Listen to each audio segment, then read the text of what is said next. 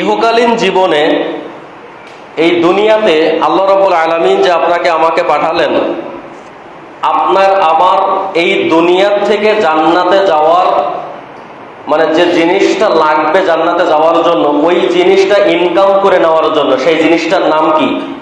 নেকি। সেই জিনিসটার নাম কি? নেকি। আপনি দুনিয়াতে যতদিন থাকবেন ততদিন আপনার নেকি করার সুযোগ আছে, আপনি নেকি করতে পারবেন। আপনি মারা গেলেন তখন আপনি আর নেকি করতে পারবেন না। আপনার সন্তান দান করলো, মসজিদে একটা এসি দিল, মসজিদে 5টা ফ্যান দিল, মসজিদে 2টা বাতি দিল, নেকি আপনি পাবেন, কিন্তু আপনার সমস্ত নেকির দরজা বন্ধ হয়ে যাবে। এই জন্য দুনিয়াবী জীবনে মানুষ যতটুকু ইনকাম করে নিয়ে যেতে পারবে, সে সাথে যতটুকু নিয়ে যাবে, ওইটুকুই সে কিয়ামতের মাঠে নাজাতের ওসিলা হিসেবে তার কাজে লাগবে। আমি মারা গেলাম, আমার সন্তান কি করবে না করবে সেটা তো আমি জানি না।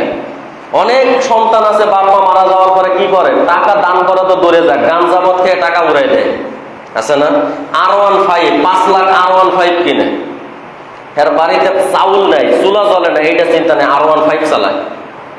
তাহলে আমি যে সম্পদটা রেখে গেলাম, এই সম্পদই আমার জাহান্নামে যাওয়ার কারণ হবে।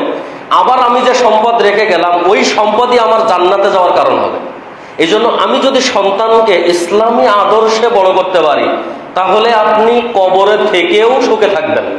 আর যদি এদিক সেদিক হয়ে যায়, তাহলে আপনি কবরে, দুনিয়াতেও তো সুখে ছিলেন না, আর কবরেতেও আপনার শান্তি নেই। দুনিয়াতে সুখ নেই কেন? ওই যে এসে বলবে, চাচা আপনার ছেলে আমার দোকান থেকে 3000 টাকা বাকি নিছে, টাকাটা দিয়েন। কি কষ্ট, বাকি নিছে তুই দিস কে, হের কাছ থেকে নিকে। আরেকজন কব, চাচা আমি কাঁচামালের অল্প ব্যবসা, আলু নিতে নিতেই 3000 টাকা আমার থেকে করে লেছে, টাকাটা দিয়েন। তাহলে দুনিয়াতেও আপনার সুখ নেই।